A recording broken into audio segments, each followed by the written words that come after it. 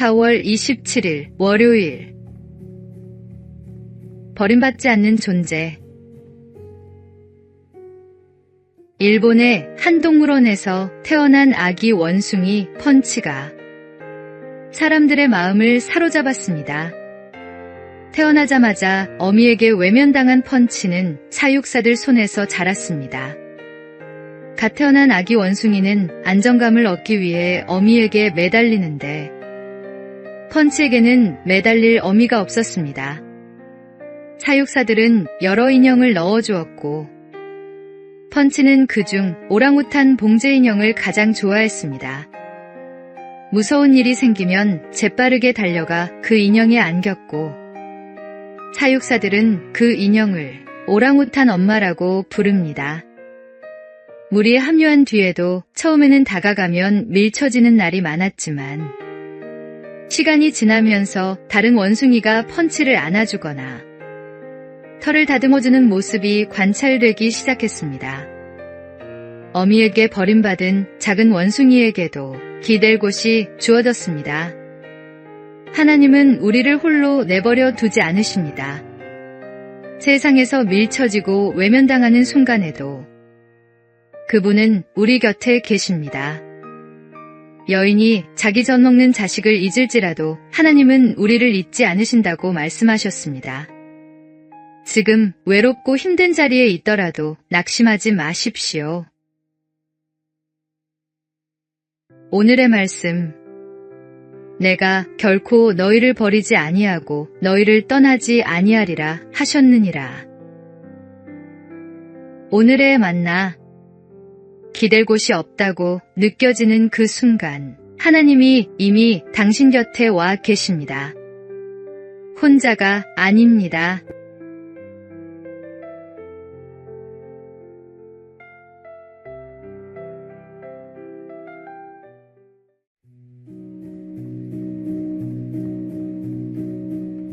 (4월 28일) 화요일. 기도의 열매. 거창한 결단이라기보다는 매일 드리는 기도 제목이 행동으로 이어졌을 뿐입니다. 강릉의 한 장로가 지역병원에 2억 원을 기부했습니다. 기부금은 경제적 사정으로 치료가 어려운 소아 환자를 돕는 데 쓰일 예정입니다. 그 결단 뒤에는 깊은 아픔이 있었습니다. 2021년 태어난 큰손주가 소아암 판정을 받고 2년 가까이 치료를 받다 하나님 품으로 갔습니다. 치료받을 형편이 주어진 것만으로도 감사했지만 경제적 이유로 치료를 망설여야 하는 가정을 생각하면 마음이 놓이지 않았다고 합니다. 손주를 떠나보낸 슬픔을 원망으로 삭히지 않고 같은 아픔을 겪는 이들을 향한 사랑으로 바꾸어낸 것입니다. 고통이 사람을 다치게도 하지만 이렇게 열리게도 합니다. 그는 교회와 장로라는 이름을 굳이 함께 밝혔습니다. 다른 성도들에게도 작은 도전이 되기를 바라는 마음에서였습니다. 이웃의 고통 앞에서 신앙이 무엇으로 응답해야 하는지 함께 고민했으면 합니다. 매일 아침 아내와 함께 드리는 예배에서 그는 기도합니다. 하나님의 사랑을 이 세상에 전하는 사람이 되게 해달라고 말입니다. 기도가 삶을 바꾸고 삶이 세상을 바꿉니다.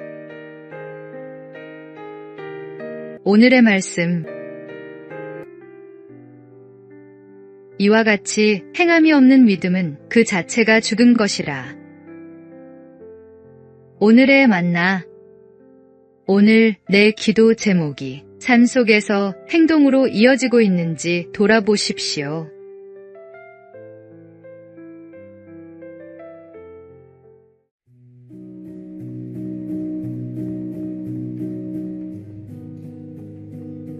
(4월 29일) 수요일. 배추 잎사귀 하나.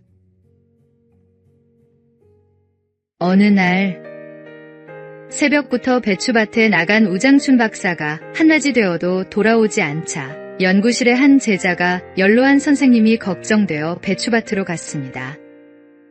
이마에 송글송글 땀방울이 맺힌 우 박사는 숨쉬기가 힘든지 한 번씩 심호흡을 해가면서 배추 포기 하나하나를 들여다보며 노트에 기록하고 있었습니다. 놀란 제자가 달려가 선생님, 이 땀 좀 보십시오. 이건 제가 할 테니 들어가 쉬십시오 하며 노트와 연필을 받아들려고 했습니다. 그러나 우장춘 박사는 괜찮네, 이것만 마저 하고 갈 테니 먼저 들어가게 하며 다시 배추를 살폈습니다. 결국 선생님의 고집을 꺾지 못하고 옆에 멍하니 서 있는 제자에게 박사는 한참 만에 이렇게 말했습니다. 자네, 내 얘기 하나 들어보겠는가? 내가 죽은 뒤 누군가가 너는 세상에 태어나서 무엇을 했느냐 하고 물으면 배추 잎사귀 하나 사람들 먹기 좋게 만들어 놓고 왔습니다 하고 대답할 생각이네. 그리고는 또 배추를 들여다보았습니다. 우 박사는 조국의 농업 근대화를 자신의 역사적 사명과 과제라고 생각했습니다. 그리고 조국을 너무도 사랑했기에 일본의 파격적인 예우를 거절하고 강제 추방당하면서 귀국했습니다. 하나님이 당신에게 묻습니다. 너는 무엇을 하고 있느냐? 오늘의 말씀.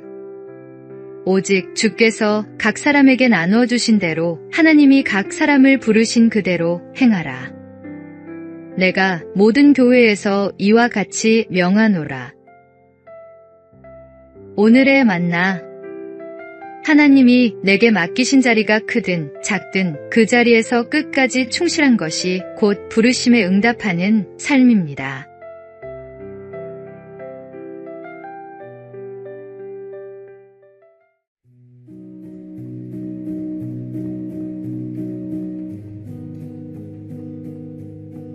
(4월 30일) 목요일. 가장 중요한 준비. 부잣집에 어리석은 종이 한 명 있었습니다. 심성은 착했습니다. 하루는 주인이 그에게 지팡이를 주며 말했습니다. 너보다 더 어리석은 사람을 보면 이 지팡이를 주어라. 종은 수년이 지나도록 자신보다 어리석은 사람을 찾지 못했습니다. 세월이 흘러 주인이 중병에 걸렸습니다. 아무래도 이 세상을 떠날 것 같다. 종이 물었습니다. 무슨 준비를 할까요? 주인은 아무것도 필요 없다며 낙심만 했습니다. 그때 종이 지팡이를 꺼내 주인에게 건넸습니다. 짧은 여행을 가셔도 이것저것 준비하시더니 영영 못 돌아오는 길을 떠나면서 아무것도 준비하지 못하신 당신이 저보다 어리석습니다. 주인은 한동안 말이 없었습니다. 평생 영리하다 자부했던 자신이 정작 가장 중요한 것을 준비하지 못했다는 사실을 그제야 마주했기 때문입니다. 우리는 여행 한번 떠나면서도 꼼꼼히 짐을 쌉니다. 누구에게나 반드시 찾아오는 그날이 있습니다. 그런데 우리는 그 가장 중요한 준비를 가장 쉽게 미룹니다. 언젠가 우리 모두는 주님 앞에 서게 됩니다. 그날을 위한 준비는 거창한 결단이 아니라 오늘 하루를 주님 앞에서 어떻게 살았느냐에 달려 있습니다. 오늘의 말씀. 한 번 죽는 것은 사람에게 정해진 것이요 그 후에는 심판이 있으리니. 오늘의 만나. 오늘 내 삶이 영원을 향해 준비된 삶인지 돌아보십시오. 본향을 향한 발걸음이 흔들리지 않도록 주님께 붙들리십시오.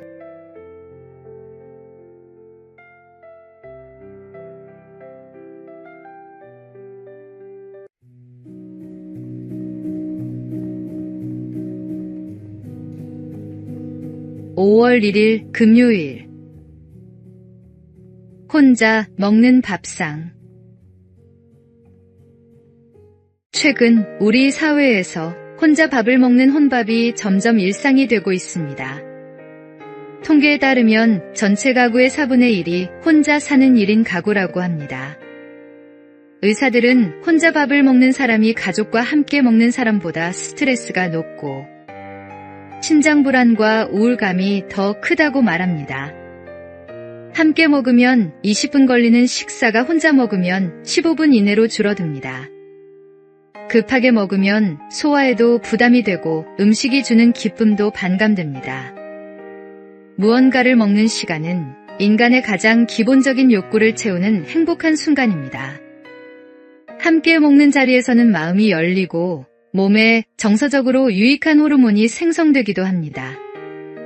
함께 식사하는 사람들 사이에 친밀감이 더 깊어지는 것도 바로 이 때문입니다. 예수님은 많은 이들과 함께 떡을 떼며 음식 나누기를 즐기셨습니다. 기도는 홀로 한적한 곳에서 하셨지만 식사는 늘 함께 하셨습니다. 어린이날, 어버이날, 스승의 날 등 갖가지 기념일로 채워진 5월은 함께 밥상을 나눌 기회가 많은 달입니다.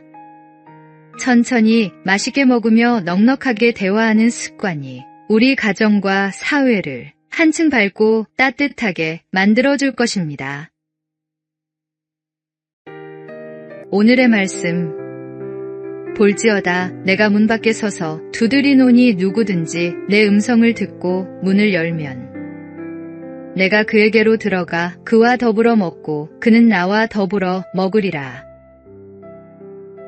오늘의 만나. 오늘 누군가와 밥 한 끼를 나눠 보십시오. 그 작은 밥상이 때로는 말보다 깊은 위로가 됩니다.